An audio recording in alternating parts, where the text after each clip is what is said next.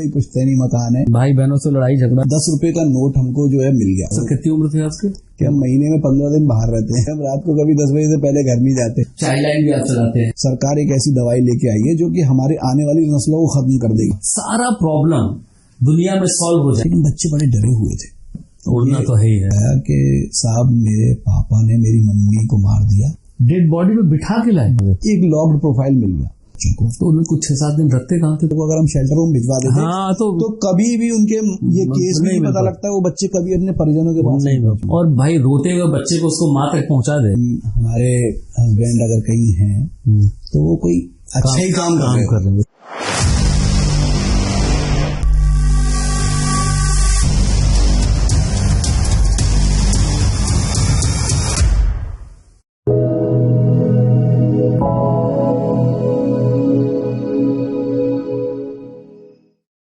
नमस्कार, मैं शाहिद इमाम आप सभी का खैर मकदम करता हूं अपने प्रोग्राम यादों के सफर में। आज जिस शख्सियत से मैं आपकी मुलाकात कराने जा रहा हूं, उनका आबाई वतन तो इलाहाबाद रहा, लेकिन 80 साल पहले उनके दादाजी सरकारी नौकरी की वजह से अलीगढ़ शिफ्ट कर गए। उनके पिताजी भी सरकारी नौकरी करते थे, इसलिए आप समझ सकते हैं कि उनका घर के हालात बेहतर ही रहे होंगे। और उनकी प्राइमरी शिक्षा भी जो है वो अच्छे स्कूल्स में हुई, यहाँ के कॉन्वेंट स्कूल में हुई। फिर बाद में जो है वो इन्होंने अपने हायर एजुकेशन के लिए अलीगढ़ मुस्लिम यूनिवर्सिटी में एडमिशन लिया और यहाँ से MSW किया। उसके बाद PhD भी इन्होंने अलीगढ़ मुस्लिम यूनिवर्सिटी से किया। लेकिन बाद में जो है वो जब एजुकेशन इनका कंप्लीट हुआ तो उसके बाद यूनिसेफ में इन्होंने काम किया और लगभग 19 महीने तक ही वहां काम कर पाए। उसके बाद फिर गवर्नमेंट का एक और प्रोग्राम इन्होंने किया जिसका नाम था टोटल सैनिटेशन प्रोग्राम। उसमें भी काफी बहुत कम समय तक के लिए वहां पर काम किए, लगभग 11 महीने। लेकिन उनका दिल उसमें भी नहीं लगा क्योंकि उनके दिल और दिमाग में शायद कुछ और चल रहा था। और वो कुछ ये हो सकता है कि उनको समाज के प्रॉब्लम्स को देख करके वो ज्यादा परेशान होते थे। समाज में बढ़ती हुई बुराइयों को, बच्चों की परेशानियों को, औरतों की परेशानियों को, जिस तरह से समाज में बुराइयां चल रही थी उन बुराइयों को देख करके वो शायद ज्यादा परेशान रहते थे। इसलिए उन्होंने उन सारे काम को, जो गवर्नमेंट जॉब था, उस सब को छोड़ दिया और छोड़ करके उन्होंने अभी से लगभग 20 साल पहले एक ऑर्गेनाइजेशन बनाया, एक सोसाइटी बनाई जिसका नाम रखा उड़ान सोसाइटी। उस उड़ान सोसाइटी के अंतर्गत जो है वो इस शहर के आसपास या दूर दराज के इलाकों में सोशल वर्क करते हैं। तो आइए आपका ज्यादा वक्त न लेते हुए मैं आपकी मुलाकात कराता हूं ज्ञानेंद्र मिश्रा जी से। नमस्कार। सभी को नमस्कार, यादव के सफर के सभी दर्शकों को मेरा नमस्कार और बहुत बहुत शुक्रिया शाहिद साहब, बहुत लंबे समय के बाद एक बार आपने मुझे याद किया। एक बार नहीं, हमेशा याद करते हैं आपको। हाँ, ये बात तो है, हम और आप दिल से जुड़े हुए हैं और बहुत लंबा सफर आपको कई बार बताया है कि हमारे जिंदगी के बड़े फैसलों में आप रहे हैं। बिल्कुल, है ना। और ये मैं सौभाग्यशाली समझता हूँ। नहीं, ये हमारी खुशकिस्मती है कि आप हमारी जिंदगी में हैं। बिल्कुल बिल्कुल जो है, और मेरी भी खुशकिस्मती है कि मुझे अच्छे लोगों के साथ रहने का, जुड़ने का मौका मिलता रहा है और आप भी उन्हीं में से एक हैं। बहुत लंबा सफर हम लोगों ने साथ जिया है, काम किया है और आज एक बार फिर यादव के इस सफर में आपने मुझे आमंत्रित किया है। पहली डॉक्यूमेंट्री हमने आपके साथ बनाई। जी बिल्कुल। और वो 29 मिनट, हाँ, लुपिन के लिए हम लोगों ने एक डॉक्यूमेंट्री शूट की थी रेज ऑफ होप और उसमें सोलर सिस्टम्स को लेकर लुपिन ने जो काम किया था, लाइट लोगों की जिंदगी में रोशनी लाने के लिए जो काम, 4 गांव उन्होंने अडॉप्ट किया था। जी 4 गांव उन्होंने अडॉप्ट किया था वो। और हमारे साथ असलम और शहजाद थे। असलम और शहजाद भाई भी थे और वो आज भी हैं। आज भी इस प्रोग्राम को वही लोग शूट कर रहे हैं, वो लोग शूट कर रहे हैं। तो लगभग कितना अच्छा लगा था, एक दिन में हम लोगों ने 29 मिनट की डॉक्यूमेंट्री, एडिटेड डॉक्यूमेंट्री 29 मिनट की बनाई। उसमें दिन के शूट भी थे, रात के शूट भी थे और भरी गर्मी में जो है पूरा बड़ा अच्छा एक्सपीरियंस रहा था, बहुत शानदार। और उसके बाद फिर लुपिन ने दूसरा भी काम दिया था, कौशल योजना वाला। कौशल योजना का उनका प्रोजेक्ट था। सरकार तो बाद में कौशल योजना लेके आई, लेकिन वो पहले कर चुके थे। वो उसको पहले कर एग्जैक्टली हम बाद में सोच रहे थे करी, ये तो कौशल योजना गवर्नमेंट अब लाई है और ये लोग पहले कर चुके हैं कौशल ट्रेनिंग। वो कॉर्पोरेट सोशल रेस्पॉन्सिबिलिटी में लुपिन ये सब काम करता था और उन्होंने 2 बार हमको मौका दिया। उसके अलावा यहाँ पे आपके साथ में फिर एक ड्रग एडिक्ट्स बच्चों को लेकर भी एक डॉक्यूमेंट वो सब किया हम लोगों ने, तो अच्छा लगा था। व्हाइट फ्लूड जो हम लोगों ने किया, तो बड़ा मजा आया। सब जिंदगी गुजरती रहे। चलिए कुछ हम तो खैर जानते हैं आपके बारे में, लेकिन जो है वो थोड़ा दर्शकों को भी पता चले आपके बारे में, तो थोड़ा बचपन की जिंदगी के बारे में कुछ बताइए। कैसी रही? बचपन यहाँ पुराने शहर में एक मोहल्ला है, जिसे मैं कहता हूँ मोहल्ला, में उसको कोई कॉलोनी है, मोहल्ला ही कहना बेहतर है ना, रघुवीरपुरी उसका नाम है, वहीं पे बीता है। क्योंकि जब आपने बताया अपने इंट्रोडक्शन में कि 80 बरस से वही मकान है, वही पुश्तैनी मकान है, आज तक कहीं वहां से बाहर नहीं गए, पूरा परिवार अभी भी वहीं रहता है और वहीं से बचपन बीता है। लेकिन चूंकि पिताजी चाहते थे कि मेरे बच्चों की शिक्षा दीक्षा अच्छी हो, बचपन के पहले कुछ कहानी, कुछ यादें होगी जरूर। हाँ, बचपन में कितने भाई बहन हैं आप लोग? हाँ, मैं बड़ा हूँ सबसे, और एक छोटे भाई हैं और एक छोटी बहन है। सबकी अब तो शादी हो चुकी है, बहन भी अलीगढ़ में ही है। दोनों भाई बहन भी अच्छे पढ़े और पिताजी ये चाहते भी थे कि मेरे बच्चे अच्छे पढ़ाई करें। कुछ बचपन की कुछ यादें, कुछ जो है वो भाई बहनों से लड़ाई झगड़ा, खेल कूद, स्कूल की कुछ यादें, टीचर्स की, है ना, थोड़ा वो भी तो। हाँ बिल्कुल। हाँ, कुछ इंटरेस्टिंग बातें हो थोड़ा सा। देखिए, बचपन क्या है कि एक ऐसी दौर होता है किसी भी व्यक्ति के लिए कि जिसको कि वो जीवन भर याद रखता है। तो अपना बचपन तो थोड़ा सा वैसे संघर्षों में बीता है, मैं आपको कहूँ तो, क्योंकि हमारे यहाँ पे कुछ किराएदार रहा करते थे और उनसे काफी जो है मकान के कब्जे के लोग झगड़ा, तो छोटी सी उम्र से ही हमने संघर्ष देखा है, संघर्ष बहुत देखा है। तो और पिताजी की भी बीच में फिर नौकरी चली गई। तो जो 10th क्लास में मैं था, मैं आपको बताऊं तो 10th क्लास में मैं ट्रेन से संगम एक्सप्रेस से इलाहाबाद जाया करता था अपने पिताजी की मुकदमे में पैरवी करने के लिए। 10th क्लास का एक बच्चा, और उस वक्त ना टेलीफोन हुआ करते थे, ना कोई बहुत ज्यादा मोबाइल थे, तो वहां जाया करता था। और उससे पहले ये वही स्ट्रगल है जो आपको सोशल वर्क की तरफ लाया। बिल्कुल, आप सही कह रहे हैं। बैक ऑफ द माइंड में जो चीजें रहती हैं वो कहीं रहता है, वो फिर डॉट्स कनेक्ट होके आपको उसी तरह से जोड़ देते हैं। वो शेप करता है धीरे धीरे, शेप करता है ना, वो शेप करते करते अल्टीमेटली वहां ले जाता है डिस्ट्राइन। आप ये अंदाजा लगाइए कि मैं जो है 8th क्लास में था, मेरा छोटा भाई 6th क्लास में था और बहन ने 5वीं क्लास पास करी। तो उसका 6th क्लास में एडमिशन होना था टीकाराम स्कूल में, तो हम दोनों भाई मिलकर उसके एडमिशन को कराने के लिए सारा प्रोसेस खुद करते थे।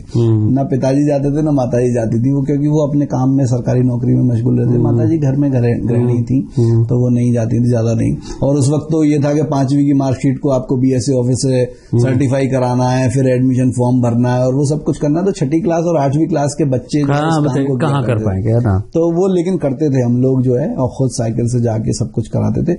और अपना ही नहीं, अपने अगर रिश्तेदार नातेदार उन लोगों के लिए भी अगर सोशल वर्क, वही जो है खिदमत खल्क वो शुरू से जो है जहन में भरा हुआ है।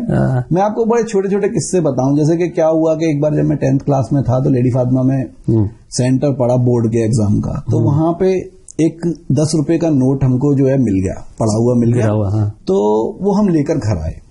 तो घर आए तो जैसे आम कोई बच्चा होता तो उसको लेकर 10 रुपए मिला तो उसको वहीं खर्च कर लेता और वो लेकर आए।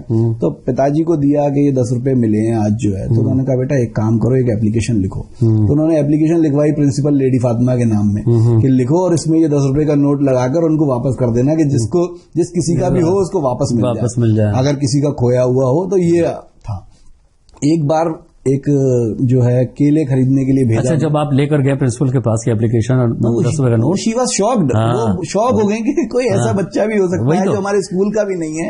अच्छा, आप स्कूल के थे नहीं? वो सेंटर पड़ा था बोर्ड का। अच्छा, बोर्ड। और वो यहाँ पे आया है और पैसा वापस करने के लिए 10 रुपए आया है। तो उन्होंने काफी तारीफ की, परिवार को भी पूछा कि तुम्हारे माता पिता कौन है, क्या करते हैं, कैसे हैं। तो वो शॉक थी कि ऐसा भी होता है। एक बार क्या हुआ कि एक घर वालों ने, परिवार ने जो है बाहर घर से केले खरीदने के लिए भेजा, तो उस केले वाले ने 75 पैसे ज्यादा दे दिए। अच्छा। तो पिताजी ने उसको वापस करने के लिए भेजा कि नहीं यार वो गरीब आदमी है, उसके 75 पैसे आ गए होंगे और जो है गलती से उसने दे दिया, आप इसे वापस कर। सही है। और तीसरा किस्सा मैं बताऊं आपको, जब मैं जाकिर हुसैन में पढ़ता था, 8वीं क्लास में था, तो एक रिक्शे वाले थे अनवार, और वो जो है सराय रहमान में रहा करते थे। तो क्या हुआ कि तब जो है शहर में दंगा हो गया और बहुत ज्यादा इतनी हालत हो गई, 90 में और 92 में 2 बार दंगा हुआ। तो इतनी हालत हो गई कि बहुत दिनों के लिए कर्फ्यू लग गया शहर में। तो पिता मुझे लेकर गए सराय रहमान में, बोले यार वो अनवार के बच्चे भूखे होंगे यार, ऐसा है। उससे कितनी उम्र थी आपके? मैं 8वीं क्लास का बच्चा था, 12 साल की उम्र रही होगी। तो मुझे लेकर गए सराय रहमान के, यार उसके घर चलते हैं और उसको कुछ राशन के लिए पैसे दे आते हैं, उसके बच्चे भूखे होंगे। और वो अनवार भी ऐसे थे कि जब कभी भी दिवाली आती थी, होली आती थी, तो वो जो है घर पे आते थे खुशियों के लिए वो एक मिठाई का एक बहाना था, लेकिन वो बेसिकली असल में शेयर करना है, शेयर करने के लिए आते थे। तो आज भी मुझे याद आता है कि हम उनके रिक्शे में बैठ के जाते थे। इतना देखिए ना अजीब हो गया ना, एकदम बिल्कुल मैकेनाइज हो गया है कि एक ग्रुप बना रखा है हमने, है ना, और जैसे ही कोई फेस्टिवल आता है एक क्लिक करते हैं, 500 लोगों को चला गया, बस उसके अलावा उसके बाद कुछ बात भी नहीं, कुछ भी नहीं होता। लेकिन मुझे याद है कि दंगों के उस मतलब जब महीनों तक वो है कर्फ्यू, लोग एक दूसरे के घर जाने में डरते थे, मुझे लेके जाते थे कि वही वहाँ चलो और जरा कौन सा घर है उसका जरा दिखाओ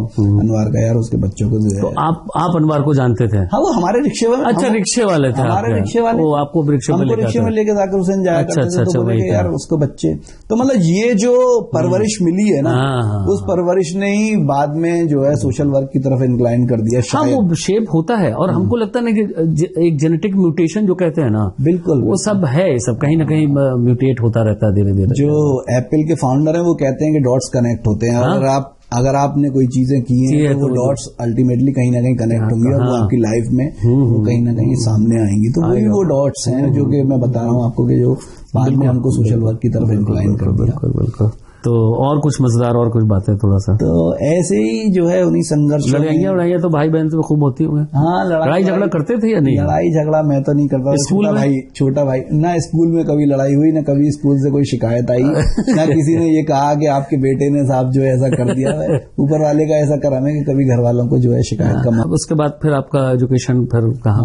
10th क्लास करने के बाद में, लेकिन क्या हुआ कि मैंने कहा आपको संघर्षों की थोड़ा सा रहा, तो क्योंकि सीबीएसई के स्कूल में पढ़ाई की, लेकिन फिर मजबूरी वश जो है यूपी बोर्ड के स्कूल में एडमिशन लेना पड़ा। और मैं आपको मजेदार किस्सा बताऊं, जब सीबीएसई स्कूल में पढ़ते थे हम, तो जो है सुबह जाते थे स्कूल जैसे नॉर्मल डे बच्चे जाते हैं और दोपहर में लौट के आते थे। अब जब यूपी बोर्ड के एक स्कूल में दाखिला हो गया, मैं नाम नहीं लेना चाहता, तो हम सुबह 8 बजे गए और 9 बजे वापस आ गए घर पे। अब पिताजी एकदम से शॉक, क्या हुआ, तुम स्कूल से वापस कैसे आ गए? मैंने स्कूल में पढ़ाई नहीं करी, वहां पे तो कोई पढ़ाई, कोई टीचर ही नहीं, कोई पढ़ाई नहीं है।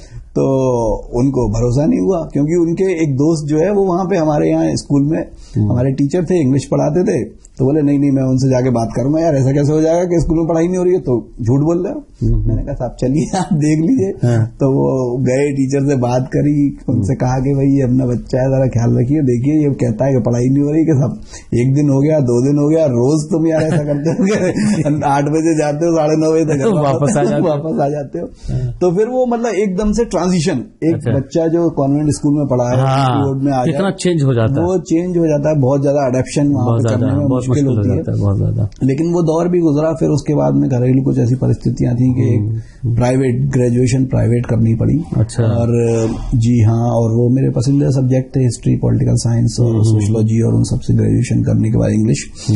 फिर लेकिन ऊपर वाले ने मौका दिया मुझे अलीगढ़ मुस्लिम यूनिवर्सिटी में पढ़ने का, और ग्रेजुएशन के दौरान भी मैं जो है माहौल को बदलने के लिए एएमयू की लाइब्रेरी, मौलाना आजाद लाइब्रेरी आ जाया करता था दोस्त के साथ में अपने, जो वहाँ पढ़ते थे पहले से ही, और मौलाना आजाद पढ़ता था। और जब 12th किया तो उसके बाद में थोड़ा मौलाना आजाद लाइब्रेरी का जिक्र आया, तो थोड़ा लाइब्रेरी का जिक्र कीजिए, थोड़ा बताइए उसके बारे में, फैसिलिटीज क्या है, कैसा है, कैसी लाइब्रेरी? साहब मैं तो ये कहूंगा कि मेरी तो जिंदगी में जो है वो बदलाव की अगर कहीं से नींव पड़ी है तो वो मौलाना आजाद लाइब्रेरी है। और उस वक्त तो जो है वो मौलाना आजाद लाइब्रेरी 24 घंटे खुला करती थी, तत्कालीन वाइस चांसलर थे हमारे, तो उन्होंने कह रखा था कि 24 घंटे। तो हम महमूद रहमान का साहब का जमाना था, और उसी दौरान जो बौद्ध बड़े लीडर हैं वो भी आए थे वहां पे, जो अभी साहिल मेरे यहाँ रहते हैं। अच्छा, दलाई लामा। अच्छा, हमने समझा कि बहुत बड़े लीडर बोल रहे हैं आप, बहुत देर बनते हैं। हाँ, वो तो आए थे, तो दलाई लामा मस्जिद गए थे, तो हमने बड़े करीब से देखा, मस्जिद से निकले उस वक्त जो है मौलाना लाइब्रेरी में ही पढ़ रहा था जब उस वक्त वो आए थे, दलाई लामा। और ये था कि हम सुबह 8 बजे। अच्छा, उस वक्त बीच में इंटरप्ट कर रहे हैं, उससे बड़ा अच्छा सा इंसिडेंस हुआ मेरे साथ, मेरे बड़े क्लोज फ्रेंड थे 2-3, है ना। अब दलाई लामा तो अपना जब निकल रहा है तो वो सभी की तरफ देख रहा है, अभी जब इसकी तरफ नजर पड़ा तो फौरन हमने बोला अरे भाई वो तुम्हें नहीं देख रहे हैं तुम इतना नमस्ते क्यों के पड़े हो वो तो बहुत ही भाई वो सभी को देख रहे हैं और तुमको लग रहा है तुम्हें को देख रहे हैं, वो तो बहुत ही अजीब। हम कहते 5-7 बार उसने नमस्ते ने उससे किया, हमने बोला तुम मत करो भाई, तुम्हें नहीं देख रहा वो बहुत ही ज़हीन शख्सियत है। अरे वो कमाल की बात ही अलग। सुबह हम 8 बजे, मैं बताऊं आपको, मौलाना आजाद आते थे, रात को 10-11 बजे तक, फिर दोबारा से घर जाके वापस खाना खा के फिर आ जाना, सुबह 4 बजे जाना घर से लाइब्रेरी से घर, और फिर सुबह 8 बजे फिर आ जाना। हमारे दोस्त जो और साहिबान थे जो बीटेक कर रहे थे वहां से कर रहे थे, और ये बहस ये हुआ करती थी कि कितनी देर कोई कुर्सी पे बैठा रह सकता है, टॉयलेट भी नहीं जाना, पानी पीने भी जाना, कुर्सी पे बैठ के पढ़ते रहना है। तो वो सब जो है पढ़ाई का दौर था, और उसी का अच्छी बात ये थी कि 4-5 बार मैंने जो है लाइब्रेरी में किताबें लाइब्रेरी में किताबें अपनी खुद की लेके जाते थे पहले। तो बाद में एडमिशन हो गया तो फिर वो वहां से मिलने लगी थी, और वहां से मिल जाती थी। MSW में भी पढ़ाई करते थे, और AMU के हॉस्टल्स में पूरी रात भर पढ़ के दोस्तों को भी पढ़ाना, वो सब रहता था। तो जब MSW में एडमिशन लिया तो मेरे आगे और मेरे पीछे लगातार 5 लोगों का एडमिशन हुआ। अच्छा। एक ही बार में, 2 रोल नंबर आगे वाले और 2 रोल नंबर पीछे वाले। तो उस वक्त वो थे चेयरमैन थे नूर मोहम्मद साहब, उन्होंने बुलाया कि ये कैसे हो गया कि यार 5 रोल नंबर लगातार जो है MSW में सेलेक्ट हो गए। अच्छा। ये बोले आज तक 16 साल के इतिहास में MSW नहीं हुआ था, और जो है वो हुआ। लेकिन नूर मोहम्मद साहब से तो आपके बड़े करीब रहे। AMU का थोड़ा एटमॉस्फेयर अपने वक्त बताइए। पढ़ने के दौरान ये समझ में आया कि एक तो AMU में अगर आप हैं तो आपका ना विजन बहुत बड़ा हो, विजन बहुत बड़ा हो जाता है। छोटा हो ना भी ना तो बड़ा होने लग जाता है। AMU जिसका नाम है, जिसपे आप खड़े हुए रहते हो उस वक्त, तो आपको समझ में आता है कि दुनियादारी क्या है, समाज क्या है, और यहाँ की परेशानियां क्या हैं। आपके पर्सनालिटी में ना एक ड्रास्टिक चेंज जो है AMU ला देता है। अगर आप वहाँ पे कई सारे चीजों से जुड़ जाए, जैसे आप तो ड्रामा क्लब से जुड़े हुए रहे हैं, आपने तो काफी सारे ड्रामाज में वहाँ पे पार्टिसिपेट किया है, तो ऐसे ही हम भी वहाँ पे कई सारे क्लब से जुड़े हुए रहे हैं, शॉर्ट इवनिंग कोर्सेज के क्लब हैं। तो AMU का दौर ना वो बहुत कुछ सिखाया है AMU ने। और AMU ने जब MSW का कोर्स था तो पहली बार जब फील्ड वर्क पे भेजा गया तो लेग क्रॉस करके खड़े हुए थे हम, बोलने के लिए एक पब्लिक एड्रेस करना था एक मीटिंग को। अच्छा, ऐसे डर सा, अच्छा, वो डर था, कॉन्फिडेंस नहीं था, सेल्फ एस्टीम लो था। लेकिन AMU ने वो सब सिखाया कि आपको कैसे जो है पब्लिक एड्रेस करना है। तो सबसे तो जो जबान की क्लैरिटी आती है, और जबान की क्लैरिटी, आपके शब्दों का सही चयन, ये सब जो है AMU सिखा देता है। MSW किया, PhD किया, तो फिर टीचिंग में क्यों नहीं गए? टीचिंग में दरअसल क्या है कि MSW करने के बाद ही सबसे पहले मैंने बताया जैसे घर के हालात थे, तो कुछ PhD करने का मतलब ज्यादातर तो यही समझते हैं लोग, ये इसीलिए लेक्चर तो बनने जाने वाला है। तो सबसे पहले तो ना प्रेफरेंस ये थी कि जॉब कहीं हो जाए, और उसके बाद में हम जो है अपने आप को सेटल कर लें। सबसे पहली प्रेफरेंस तो यही थी। तो ऐसे ही होता है, उसके साथ यही प्रॉब्लम है ना। और लोअर मिडिल क्लास फैमिली तो वो बड़ी कोशिश करता है किसी भी तरह का जॉब मिल जाए ना। तो सबसे पहले वो ऊपर वाले का बड़ा करम था कि यूनिसेफ में यहाँ पे जॉब हो गई। और यूनिसेफ में उस वक्त ना पल्स पोलियो प्रोग्राम बहुत ऐसा प्रोग्राम था कि बहुत बड़ा था, बड़ा प्रोग्राम था जिसमें कि बहुत ज्यादा और लंबे वक्त तक भी चला। जी। तो वहाँ पे हम लोगों को अपॉइंटमेंट मिल गया, मैं और मेरा दोस्त शावेज, हम दोनों लोगों को एक साथ अपॉइंटमेंट वहाँ पे हुआ। और हम लोगों ने यहाँ पे फिर चंडौस में और अलीगढ़ के ऐसे एरियाज में काम किया। और 3 महीने चंडौस जॉब करने के बाद में मेरा ट्रांसफर यहाँ पे महफूज नगर कर दिया गया। महफूज नगर, शाहजमाल, भुजपरा, जो लोग अलीगढ़ से बारे में जानते हैं, अलीगढ़ को जानते हैं, वो जानते होंगे कि महफूज नगर इलाका के पास किस तरह का है। और ट्रांसफर भी इसलिए किया गया कि ये कहा जा रहा था कि अगर दुनिया से पोलियो को खत्म करना है, उस वक्त 2003 की बात मैं आपको बता रहा हूँ, क्योंकि 2003 में दिसंबर में सबसे आखिरी केस जो इंडिया का था वो जो है महफूज नगर में निकला था। अच्छा। हाँ, तो पोलियो का केस था, तो सारे सबका कंसंट्रेशन वहाँ था। और दुनिया के सब जो हेल्थ, पूरी दुनिया का प्रोफेशनल्स जो थे वो ये कहते थे कि अगर दुनिया से पोलियो को खत्म करना है तो उसे इंडिया से खत्म होना होगा, फिर इंडिया से खत्म होना तो महफूज नगर से खत्म होना होगा। ये तो बड़ी बात आपने कही, ये हमें नहीं मालूम था। तो फिर हमको जो है चंडौस से वहाँ महफूज नगर लाया गया और वहाँ पे प्लेस किया गया। और वो महफूज नगर जो इलाका है उसका नाम ही महफूज है, बाकी लेकिन महफूज नहीं है, बाकी वहाँ कुछ भी महफूज नहीं है। दरअसल वो क्या है कि जो ईंट भट्टे, जो ब्रिक क्लिन्स होते हैं, उनके गड्ढों में बनी हुई जगह है। अच्छा। हाँ, और वो ऐसे लोग थे जो माइग्रेट करके मजदूर बन करके आए होंगे, आ गए और उनको सस्ती जमीन वहाँ पे मिली तो वहाँ पे सेटल हो गए वहीं पे। तो वो बहुत ही खराब हालात, ना कि वाटर की प्रॉब्लम है वहाँ पे, सैनिटेशन का भी इश्यूज है, हेल्थ के भी इश्यूज है वहाँ पे, सड़कें भी नहीं प्रॉपर थी, कुछ भी नहीं था। तो वो बस नाम का ही महफूज नगर था, बाकी कुछ भी वहाँ महफूज नहीं था। न जिंदगी महफूज थी, ना इंसान महफूज था, ना जानवर महफूज थे, कुछ भी नहीं था। मतलब इवन ये था कि गड्ढों में पानी भर जाता तो कई सारे बच्चे उसमें डूब जाया करते थे। बरसात के दिनों में ये हाल हो जाता, महफूज नगर में निकला नहीं जा सकता था। तो वहां पे पल्स पोलियो का प्रोग्राम चलता था, और जब हम लोग आए वहां तो हमने जो है किस बदमाश ने इसका नाम महफूज नगर रखा था? नहीं, उसकी एक कहानी है। मेरी पीएचडी भी महफूज नगर पे है, तो वो बताऊंगा। अच्छा, बताइए। उसकी कहानी ये है कि महफूज नगर जो जगह है वो ऐसा था, जब मैंने बताया आपको कि 90 में दंगा हुआ, 92 में दंगा हुआ अलीगढ़ में, तो जो वहां पे लोग रहते थे गाँव में, जो वो महफूज रहे, तो वहां से आके यहाँ पे बस गए, उन्होंने इसका नाम महफूज नगर रख दिया। अरे वाह, ये बड़ा कहाँ से अच्छा लगा। और देखिए आप देखिए, वो वहां पे फैमिलीज तो सारी मुस्लिम है, लेकिन आप देखिए क्योंकि उनका बैकग्राउंड गांव का था, तो उस वक्त जब मैं वहां जाता था 2002 की बात मैं बता रहा हूँ, वहां पे जब लोग नया दरवाजा अपने घर पे लगाते थे ना, तो वो सतिया जो हिंदू कल्चर में बनाया जाता है, वो अपने दरवाजे पे वो स्वास्तिक का साइन, वो सतिया बोलते हैं, स्वास्तिक है बेसिकली। तो वो साइन वो अपने दरवाजों पे बनाया करते थे। मैं देखता था, मैंने कहा यार ये आप साहब हमारे गाँव में तो यही बनता है, नए दरवाजों पे वो बनाया करते थे स्वास्तिक का साइन। तो मैं देख के कहता था।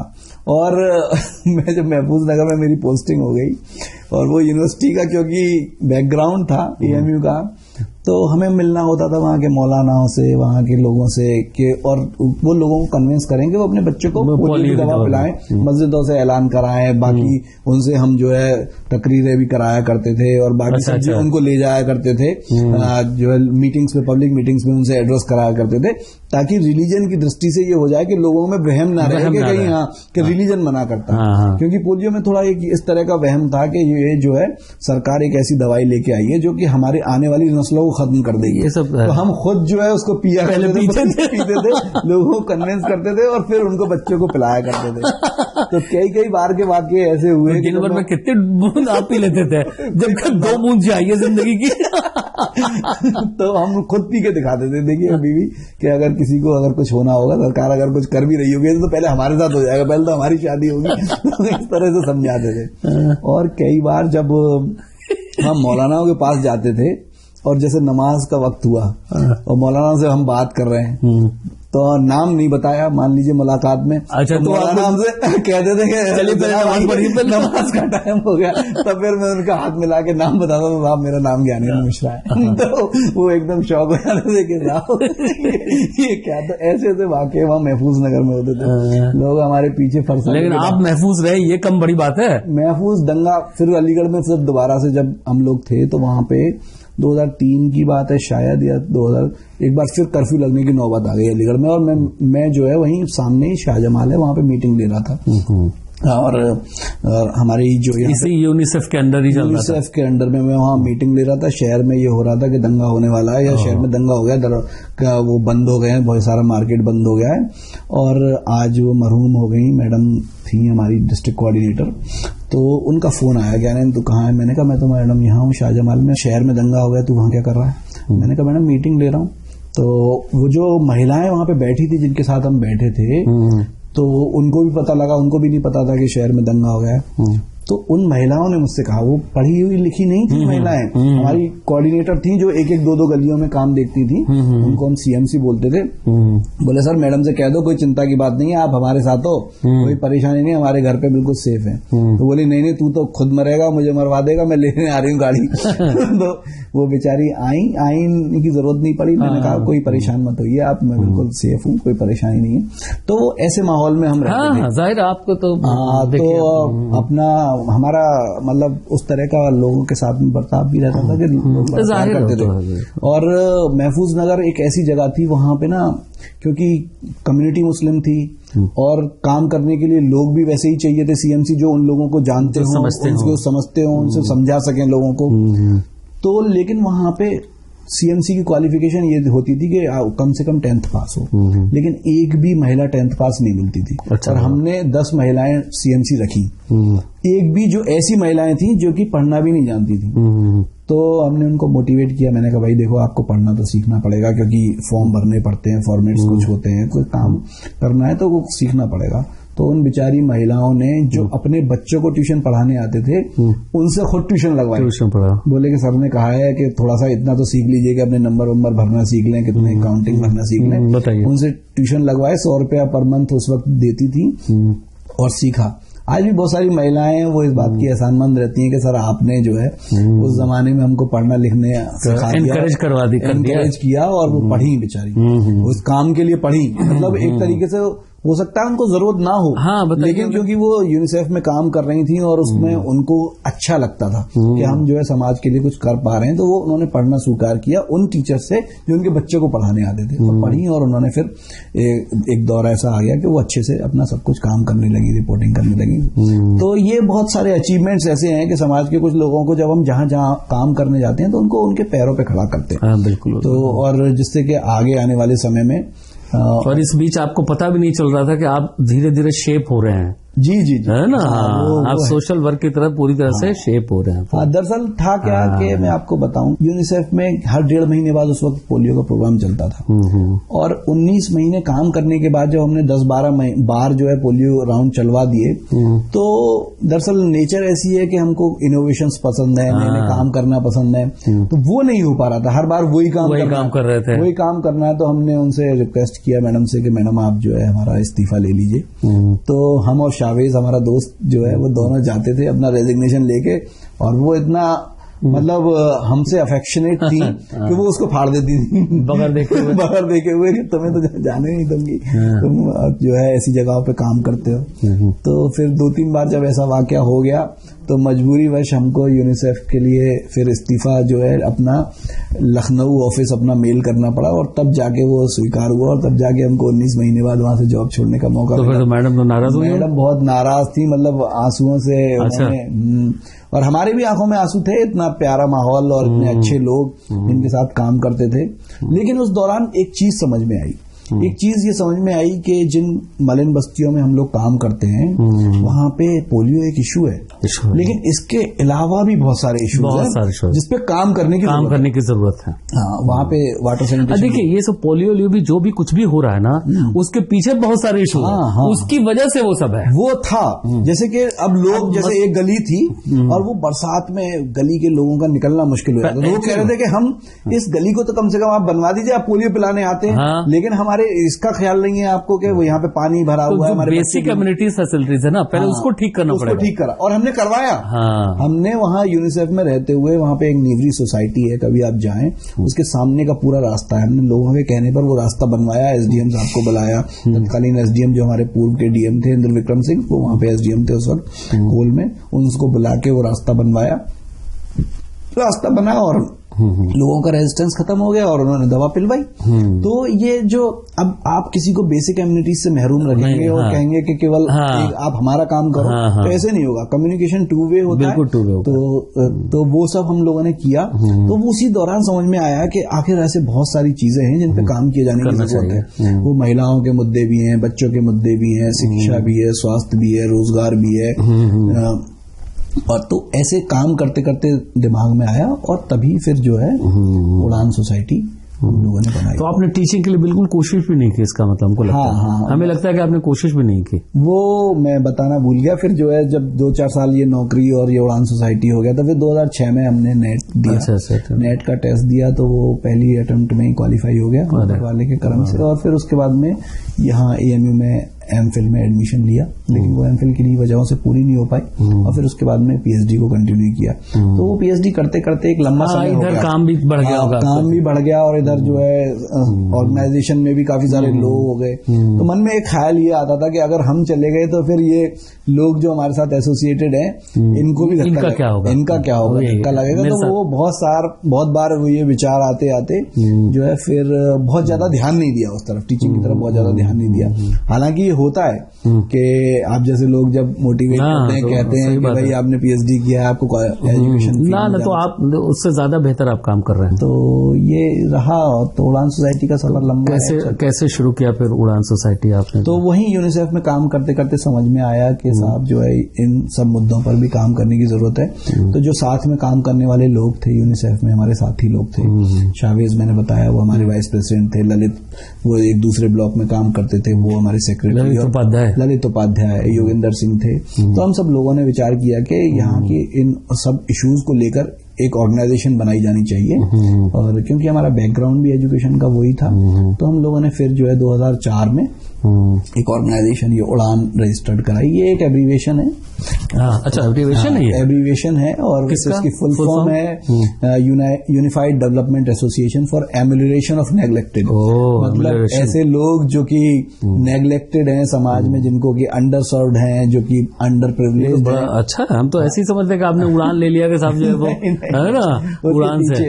उसके 6 माह तक हमारे शाहिद साहब एक और टीचर थे। हाँ, शाहिद साहब, आप जानते, मुलाकात है। अभी आजकल वो मानू में प्रोफेसर हैं, मौलाना आजाद नेशनल उर्दू यूनिवर्सिटी में। तो 6 महीने तक हम लोग उनके साथ बैठे और बाकायदा इसके नाम पर चर्चा, इसके बायलॉज पे, इसके ऑब्जेक्टिव्स पे चर्चा, ये सब की, और तब जाके फिर उसको रजिस्टर्ड किया। उन्होंने ये कॉइन किया है, उन्होंने कॉइन किया कि उड़ान नाम रखिए। तो उसमें रहते हुए क्या क्या काम, कुछ इंसिडेंट्स बताइए कुछ थोड़ा सा। देखिए, जब उड़ान हम लोगों ने बनाई तो अब ये, क्योंकि अलीगढ़ में काम करने की इच्छा थी, तो अलीगढ़ में हम लोगों ने काम किया। जो हमारे वॉलंटियर्स थे साथ में जुड़े, और पहले पोलियो से ही जिससे हम निकले थे, जिसके हम सब लोग प्रोफेशनल सब लोग निकले थे, तो सबसे पहले हमने पोलियो में ही यहाँ पे सपोर्ट करना शुरू किया। फिर उसके बाद में एक यूनिसेफ का एक प्रोजेक्ट मिला उड़ान सोसाइटी को, जो सबसे पहला प्रोजेक्ट था हमारा, वो था फिरोजाबाद में।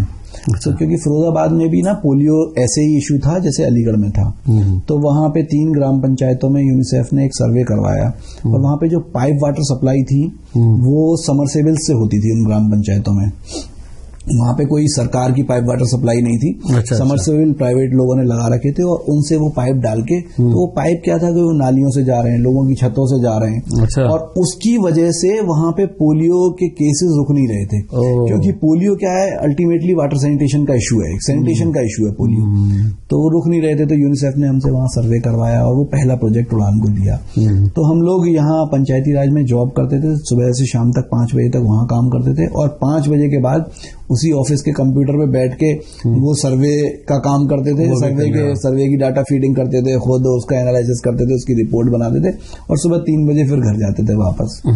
तो ऐसे करके जब वो पहला प्रोजेक्ट मिला, सब लोगों में बड़ी खुशी थी कि ऑर्गेनाइजेशन अभी स्टैब्लिश प्रोजेक्ट मिल गया, और उसके बड़े नतीजे भी अच्छे आए। जो हम लोगों ने सर्वे करके दिया यूनिसेफ को 40,000 घरों का। 40,000 घरों का। हाँ, 40,000 घर, तो 40,000 हाउस होल्ड तो बहुत लंबा होगा, बहुत बड़ा। हाँ, मतलब हमको तो 3 महीने में हमने 3 महीने में हम लोगों ने करके दे दिया। और अरे सचमुच में किया या फेक वेक तो नहीं कर दिया? वो आप जानते हैं कि नहीं कर सकते, ना नियत है ना ऐसा कोई शौक है कि हम कोई गलत काम करें। तो वो किया, और यूनिसेफ ने उसके बाद में फिर वहां पे उस पाइप वाटर क्वालिटी को सुधारवाया। उनके जो पाइप्स थे उनको क्लैंपिंग कराई, थोड़ी नालियों से ऊपर क्लैंपिंग कराई, और वहां पे फिर पोलियो के केसेस रुके। तो वहां से शुरुआत करते करते फिर तो लगभग अब 100 से ज्यादा प्रोजेक्ट हम लोग। चाइल्ड लाइन भी आप चलाते हैं? जी, है ना। तो चाइल्ड लाइन एक भारत सरकार का बहुत ही महत्वाकांक्षी प्रोजेक्ट था। अभी तो हम लोग नहीं चला रहे हैं। अगस्त 2023 में वो आखिरी बार हमने उसको, अगस्त 2023 तक था। लगभग 12 साल हम लोगों ने यहाँ पे चाइल्ड लाइन चलाया। 2011 से लेकर 2023 तक। बड़ा लंबा वक्त रहा। और चाइल्ड लाइन भारत सरकार की एक बड़ी महत्वाकांक्षी परियोजना थी, जो कि बच्चों को लेकर थी, और ऐसे बच्चे जिन्हें केयर एंड सपोर्ट की जरूरत है। तो ऐसे बच्चे चाइल्ड लाइन के अंडर में हम लोगों के साथ थे। और एक टोल फ्री नंबर 1098 था, तो जो कि जब कोई भी डायल करता था तो वो हमारे ऑफिस में आता था, जहाँ 24 घंटे लोग बैठते हैं। और चाइल्ड लाइन के माध्यम से हमने लगभग 5,000 बच्चे ऐसे जो किसी भी तरीके से अलीगढ़ में आ गए, पुलिस को मिले या किसी लोगों को मिल गए, दूसरे शहर से, दूसरे शहरों से, या शहर के एक कोने से दूसरी जगह पर आ गए, और 5,000 से ज्यादा बच्चों को वापस उनके माँ बाप तक पहुंचाया। खोए हुए बच्चों को। इसके अलावा सैकड़ों की तादाद में चाइल्ड लेबर का रेस्क्यू, सैकड़ों की तादाद में चाइल्ड मैरिजेस को रुकवाना, सैकड़ों की तादाद में ऐसे बच्चे जिनके साथ कोई अब्यूज हुआ है, सैकड़ों की तादाद में ऐसे बच्चे जिन्हें एजुकेशन हेल्प की जरूरत है। कुछ केसेस में आप भी हमारे साथ ही रहे हैं। एजुकेशन हेल्प की जरूरत है, मेडिकल हेल्प की जरूरत है। वो एक लंबा सिलसिला है। चाइल्ड लाइन में पर मंथ लगभग 250 कॉल आया करती थी हमारे पास में, और वो सब ऐसे बच्चों को लेकर थी। और 12 साल में एक बहुत अच्छा सुकून जो जाहिर है अच्छे काम करने के बाद सुकून तो मिलता ही है। और भाई रोते हुए बच्चे को उसको माँ तक पहुंचा दे, इससे ज्यादा क्या सुकून मिलेगा, है ना। वो एक शेर भी है ना, वही तो आ ही गया है ना घर से मस्जिद है बहुत दूर, चलो ये कर ले कि रोते हुए बच्चे को हंसाया जाए। जी एक बड़ा मशहूर शेर है। तो वो बच्चों के साथ में काम करने का बड़ा लंबा अनुभव है। और उसी के साथ में हम लोगों ने महिलाओं के साथ, फैमिली डिस्प्यूट्स में रहने वाली महिलाएं जिनको लीगल एड की जरूरत है, काउंसलिंग की जरूरत है, उनके साथ काम करती है। तो बच्चों के साथ जो 5000 बच्चे जो आपने किए, रेस्क्यू किए या पहुंचाए, तो उसमें से कुछ इंसिडेंट्स बताइए, कुछ खास, तो कुछ यादगार इंसिडेंट्स तो बहुत सारे हैं जो ज्यादा आपको मतलब, क्योंकि एक बच्चा अगर घर से निकला है, वो गलती से निकल गया या जानबूझकर निकला है, तो उसके पीछे की एक कहानी होती है। और वो कहानी ऐसी है कि वो रोंगटे भी खड़ी कर देती थी हमारी पूरी टीम के। और आज भी अगर हम उन पे काम करते हैं, आज भी बहुत सारे बच्चों के केसेस आते हैं, ऐसा नहीं है चाइल्ड लाइन खत्म हो गया तो फिर हमने बच्चों पे काम करना बंद कर दिया, अभी भी बहुत सारे केसेस आते हैं। तो एक बार का वाकया अभी मैं बताऊं आपको, 2 साल लगभग पहले का ही है। 2 छोटे भाई बहन आए, उनका नाम था आर्यन और अवनी। अच्छा। और वो सूत मिल चौराहे पर मिले। दोनों बच्चे 6 साल की उम्र भाई की थी और 7 साल की उम्र बहन की थी। दोनों जरा से बच्चे थे। और इंस्पेक्टर थे बन्ना देवी में, वो उन बच्चों को लेकर हमारे ऑफिस आए और उन्होंने कहा कि ये बच्चे खोए हुए मिले हैं। लेकिन बच्चे बड़े डरे हुए थे। बच्चे जब हमारे पास आए तो बड़े डरे हुए थे। 6-7 दिन उन्हें नॉर्मलाइज करने में लगा बच्चों को। तो उन्हें कुछ 6-7 दिन रखते कहाँ थे फिर? हम अपने ऑफिस में ही रखते थे, कोई जगह ऐसी नहीं थी। ऑफिस में हमारी टीम क्योंकि 24 घंटे बैठती थी, बच्चों के साथ वो रखते थे। तो वो बच्चे जब 6-7 दिन, तो जब उनको नॉर्मल होने में लगा, फिर उसके बाद उन्होंने बताया कि जब पूछा, टीम ने पूछा कि बेटा कहाँ रहते हो, तो उन्होंने बताया दिल्ली में रहते हो। अच्छा। दिल्ली में कहाँ रहते हो कि उन्होंने जो जगह का नाम बताया, मैंने अपनी टीम को लेकर वहां भेजा। और वहां लेकिन उस तरह का कोई जगह ऐसी नहीं मिली जहां पे वो बच्चे, फिर वो उनको ले आए। फिर दोबारा कुछ दिन बाद पूछा, बच्चों ने बोले कि हम खैर उनका, क्योंकि क्या था, टीम आपस में बात करती रहती थी, कोई गांव का नाम, कोई शहर का नाम उन बच्चों के जुबान पे आ गया, दिमाग में आ गया, वो बता देते थे, खैर में भेज दिया। फिर वहां भी कोई पता नहीं लगा। फिर उन्होंने एक स्कूल का नाम बताया और ऐसे करते करते समय बीतता जा रहा था। 15-20 दिन हो गए। उन्होंने स्कूल का नाम बताया कि हम इस स्कूल में पढ़ते हैं। तो हमने अपनी टीम के साथ मिलकर, नासिर और कई सारे टीम के मेंबर थे, हमने एनसीआर रीजन में जितने भी उस नाम के स्कूल हो सकते थे, उससे एसोसिएटेड नाम के स्कूल हो सकते थे, सब में जो है दिल्ली, गाजियाबाद, नोएडा, गुड़गांव, फरीदाबाद, बल्लभगढ़, सब, और उधर पानीपत हरियाणा में, सोनीपत, सब स्कूलों में दिखवाया, लेकिन उस नाम के कोई स्कूल नहीं था। अच्छा। जिसमें, और स्कूल मिले भी कुछ तो उसमें उस तरह के बच्चे नहीं पढ़ते थे। तो बच्चों का कुछ पता ही नहीं लग रहा था कि इनका घर बार कहाँ है, क्या है। फिर एक दिन मैंने उन बच्चों को अपने पास बिठाया। तो मैंने कहा, बेटा सच सच बात बताओ कि आखिर क्या बात है, तुम यहाँ कैसे आ गए। तब उन बच्चों ने बताया कि साहब, मेरे पापा ने मेरी मम्मी को मार दिया और एक मोटरसाइकिल पे उस डेड बॉडी को लेकर आए और उस डेड बॉडी को तो रास्ते में फेंक दिया और हमको उस डेड बॉडी पे बिठा कर लाए और हमको यहाँ छोड़कर चले गए। डेड बॉडी पे बिठा के लाए? बच्चों को दोनों को बिठाकर लाए और उनको यहाँ पे छोड़ दिया, सूदमिल चौराहे पे। वहां पे क्या था कि एक विश्वास बाल आश्रम चलता है, तो उसने व्यक्ति ने कहीं ऑनलाइन देख लिया होगा, ऑनलाइन देखा होगा कि एक बच्चों का शेल्टर होम है, बाल आश्रम है, वो वहां के दरवाजे पे, गेट पे उन बच्चों को छोड़कर चला गया। और फिर जो है बच्चे वहां पे, लेकिन वहां कोई था नहीं ऐसा शेल्टर होम टाइप का। बच्चे बाहर आ गए, सूदमिल पे चौराहे पे थे, तो पुलिस ने उनको फिर दिया। जब उन्होंने ये बात बताई, फिर मैंने उनका माता और पिता का नाम पूछा बच्चों से। तो उन्होंने जो नाम बताए, तो फिर समझ में नहीं आया। फिर मैंने ढूंढना शुरू किया, लेकिन नहीं मिला। पुलिस भी लगातार संपर्क कर रही थी, उनको हम बार बार अपडेट करके बता रहे थे कि सर ये आज ऐसी बात है, आज ऐसी बात है, अब ये बच्चे ये बता रहे हैं। फिर एक दिन मैं उन बच्चों को लेकर बैठा और देखिए सोशल मीडिया का कैसे बेस्ट यूज हो सकता है ना, कि उसका भी एग्जांपल है। आजकल बड़े केसेस आते हैं कि सोशल मीडिया में ये हो गया। फिर मैं उन बच्चों को लेकर बैठा और मैंने उनकी माँ का जो नाम था, उस नाम के प्रोफाइल सारे छांटे, बच्चों को दोनों को बिठाया। अच्छा। तो उस नाम के 150 प्रोफाइल मिले। अच्छा। और आप जानते हैं फेसबुक पे जब प्रोफाइल होता है तो बहुत सारे खुले भी होते हैं, बहुत सारे लॉक्ड प्रोफाइल लॉक्ड होते हैं। एक लॉक्ड प्रोफाइल मिल गया और बच्चों ने पहचान लिया कि हाँ ये हमारी मदर है। और उन्हीं को मारा जा चुका था ऑलरेडी। उसको मारा जा चुका था और उस प्रोफाइल पे 1 साल से कोई अपडेट भी नहीं था। अच्छा, कोई अपडेट पिछले 1 साल से कोई अपडेट भी नहीं था। 2-3 फोटो पड़े हुए थे लेकिन उन बच्चों के फोटो उसमें थे। अच्छा, तो वो पहचान के फिर वो वहीं से इंस्टाग्राम की प्रोफाइल में, इंस्टाग्राम खुला हुआ था, उसमें 2-3 फोटो थे जिसमें वो बच्चे भी थे और उनका एक छोटा भाई भी था। बच्चों ने बताया था कि एक हमारा छोटा भाई भी है, वो भी था। तो वो मिला, फिर मैंने पुलिस को ये भी अपडेट किया। मैंने कहा साहब ऐसे ऐसे बात है, बच्चों ने ये बताया।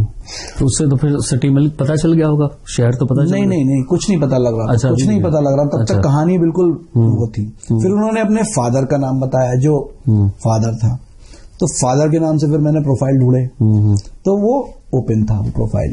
तो वो ओपन था तो उसमें क्या हुआ कि एक जो है पंफलेट पड़ा हुआ था फेसबुक में। अच्छा। उसकी प्रोफाइल में एक फोटो पंफलेट पड़ा हुआ था जिसमें लिखा हुआ था एसी मैकेनिक था वो। अच्छा। व्यक्ति, और उसका मोबाइल नंबर था और वो नोएडा के किसी गांव का था। तो फिर मैंने पुलिस को वो दिया, तब उन्होंने वो सर्वेलेंस पे नंबर लगाया, पता किया। तब फिर पता करने के बाद में फिर उसको पुलिस लेकर आई। तब उसने बताया कि वो कुछ एक्स्ट्रा मैरिटल अफेयर था। उन बच्चों ने, यानी उसके बाप पकड़े गए। हाँ, बाप पकड़ा गया। फिर लाके यहाँ पे फिर बच्चों के नाना नानी का पता लगा बाद में, और फिर आगरा से उनको बुलवाया गया, बच्चों को उनके सुपुर्द किया गया। और ऐसे करते करते 3 महीने हमको 3 महीने लग गए। 3 महीने तक वो बच्चे हमारे पास रहे। आज भी वो इंस्पेक्टर अभी कुछ दिनों पहले दोबारा अलीगढ़ में पोस्टिंग होके आए, तो सबसे पहले उन्होंने मुझे फोन करके कहा ज्ञानेंद्र जी मैं अलीगढ़ आ गया हूँ, और वो बच्चे कहाँ हैं दोनों। अच्छा। मैंने कहा साहब वो नाना नानी के पास है। तो 3 महीने बाद उन बच्चों का पता लगा और अखबार में बड़ी खबर बनी। खबर कोई बड़ी बात नहीं है, वो तो मतलब जब ऐसा इशू था, क्रिमिनल केस था, तो बन नहीं था। लेकिन ये इस तरह के केसेस अगर हम 3 महीने तक उन बच्चों को नहीं रखते तो यकीन जानिए वो बच्चों को अगर हम शेल्टर रूम भिजवा देते तो कभी भी उनके ये केस नहीं पता लगता, वो बच्चे कभी अपने परिजनों के पास नहीं पहुंच पाते। सही बात है। तो ये ऐसे बहुत सारे केसेस हैं जो कि हम लोगों ने चाइल्ड लाइन में रहते हुए, जो बहुत सारे ऐसे डीफ एंड डम बच्चे जिनका कुछ पता नहीं लग सकता। एक बांग्लादेश की लड़की आ गई थी, बांग्लादेश की लड़की किसी तरह से यहाँ पे आ गई, मतलब उसके दादा दादी बांग्लादेश में रहते थे, नाना नानी यहाँ बंगाल में रहते थे।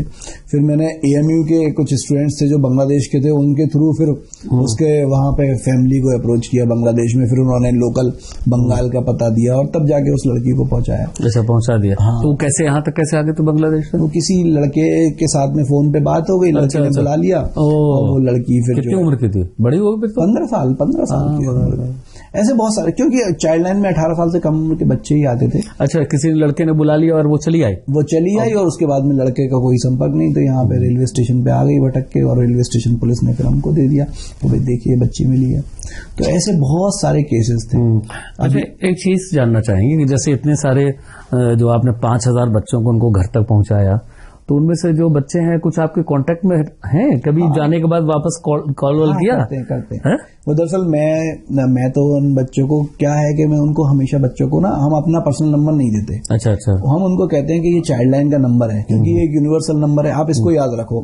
आप कभी दोबारा मुसीबत में हो तो आप इस नंबर को कॉल कर देना, ठीक है। आपको अलीगढ़ में भी चाहिए होगा तो अलीगढ़ का संपर्क मिल जाएगा, आप जहाँ कहीं भी होंगे आपको सेफ जो है एक जो है शेल्टर मिल जाएगा। तो हम उनको ज्यादातर वही, लेकिन फिर भी कुछ बच्चे हमारे टीम के मेंबर्स का नंबर ले जाते हैं, संपर्क में रहते हैं और अपनी बात दास्तान बताते हैं, वो खुशी से अपने घर में रह रहे हैं, वो सब बताते हैं। तो वो सब जो है ये बड़ा कितना सेटिस्फेक्शन देता होगा, है ना?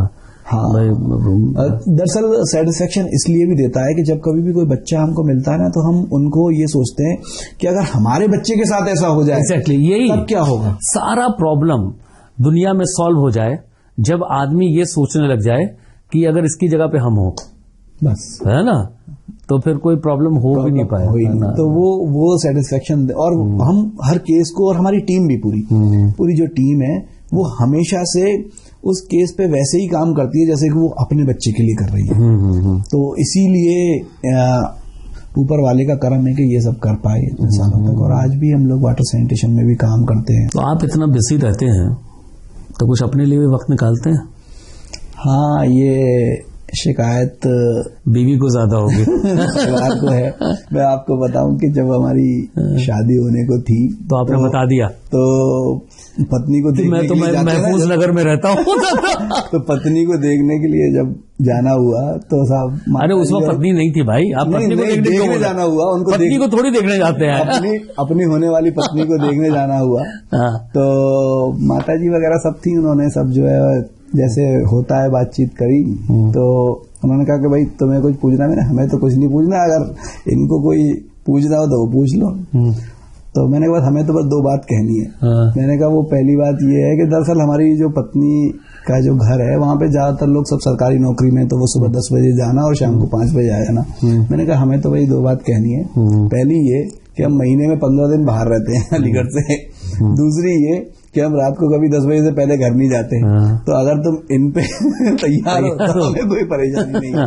तो आप ये समझिए कि उसने उस बात को ऐसे पकड़ा है कि आज भी उस पर सवाल नहीं उठा। शादी के करीबन 17-18 साल बाद भी 10 बजे से पहले कभी रात को फोन नहीं आता कि आप कहाँ हैं।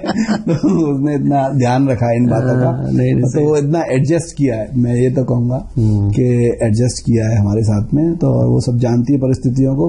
और दूसरी बात ये है कि उनको भी ये सेटिस्फेक्शन है कि अगर हमारे हस्बैंड अगर कहीं हैं तो वो कोई अच्छा ही काम कर रहे होंगे, अच्छा ही काम कर रहे होंगे। खाली वक्त में क्या करते हैं? कुछ खाली वक्त में जनरली कुछ ऐसा खाली वक्त रहा ही नहीं, कोई अभी संडे या कोई छुट्टी या कोई ऐसी कभी सोची ही नहीं। कभी रहता है तो यार दोस्तों के पास बैठ जाना, उनके साथ में बातें कर लेना, बस इतना ही रहता है। क्या प्लान है और आगे? आगे तो देखिए, एक तो ये उड़ान है, तो अब उड़ना तो है ही है, उड़ना तो है ही है। और जिस मकसद के साथ इसको कायम किया है, और जो दोस्त सब लोग थे अभी वो सब अलग अलग जगहों पे अपने बड़े अच्छे सेटल्ड हैं, लेकिन उन लोगों ने एक जिम्मेदारी के तौर पर हमको ये दिया है, तो जिम्मेदारी को निभाना है। दूसरी बात ये है कि अब ये है कि कुछ सेल्फ सस्टेन इसको बनाया जाए, ये कुछ अपने प्रोजेक्ट्स कुछ ऐसे हों जिसपे के बेस पर ये चलती रहे ऑर्गेनाइजेशन, कि हमें किसी से फंडिंग की आवश्यकता ना पड़े, जरूरत ना पड़े। तो उस तरह के कुछ मॉडल्स पे काम करना है और फ्यूचर में इसको एक सेल्फ सस्टेन ऑर्गेनाइजेशन बना के कोई सेकंड लाइन ऑफ लीडरशिप खड़ी करके उनको इसको सौंपा। आप कुछ कहना चाहें अपनी तरफ से? मैं एक तो ये कहना चाहूंगा कि जो आजकल की परिस्थितियां हैं उसमें एक उड़ान सोसाइटी तो है ही जो काम कर रही है, लेकिन ऐसी बहुत सारी ऑर्गेनाइजेशंस की जरूरत है अभी, क्योंकि जो नए दौर की लड़ाइयां हैं उसमें नए हथियारों से ही लड़ी जानी है। ऑब्वियसली बात ये एआई जो आया कितना खतरनाक है। तो अब तो और ज्यादा, क्योंकि अब जो इश्यूज आ रहे हैं वो बच्चों को लेकर या महिलाओं को लेकर या फिर जो फैमिली अलग तरह के, वो अलग तरह के इश्यूज हैं। तो उस पर अलग तरह की ऑर्गेनाइजेशन ऐसी फॉर्म होनी चाहिए, कायम होनी चाहिए। और जो कोई भी हमारे पास आता है हम उनको बताते भी हैं कि भाई आप इस पे काम करो। भाई ड्रग एडिक्शन का पहले होता था, अब तो मोबाइल एडिक्शन का हो गया। मोबाइल एडिक्शन एक इशू है, और मोबाइल से होने वाले बहुत सारे इश्यूज हैं। हमने तो बच्चों में देखा है। तो वो सब जो है हो ऐसी और ऑर्गेनाइजेशंस खड़ी हो जो कि समाज के लोगों को लेकर आगे चलें, यही दुआ है और ये इसी पे काम करने की अभी तो इच्छा है। चलिए, बहुत अच्छा लगा आपसे बात करके, बड़े दिनों के बाद मुलाकात हुई। सही, चलिए आइंदा फिर कभी आपको मौका देंगे। आपका भी बहुत बहुत शुक्रिया असलम भाई, और शायद हमारे साहब का भी शुक्रिया, और हमारे शहजाद का भी शुक्रिया जिन्होंने आज ये दोबारा मौका दिया। यादों के सफर के सभी दर्शकों का बहुत बहुत शुक्रिया। और मैं सभी से कहना चाहूंगा कि आप जुड़े रहिए।